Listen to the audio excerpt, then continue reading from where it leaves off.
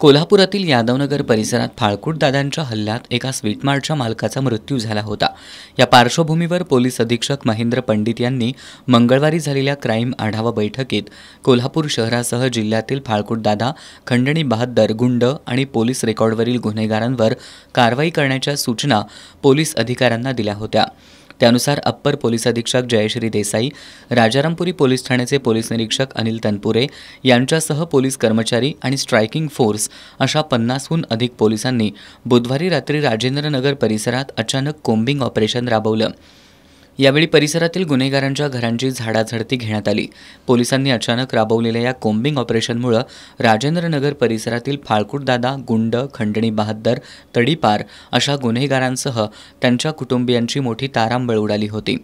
कोल्हापुरात कायदा सुव्यवस्था अबाधित राहावी यासाठी अशी कोम्बिंग ऑपरेशन इथून पुढेही राबवण्यात येणार असल्याचं अप्पर पोलीस अधीक्षक जयश्री देसाई यांनी यावेळी सांगितलं।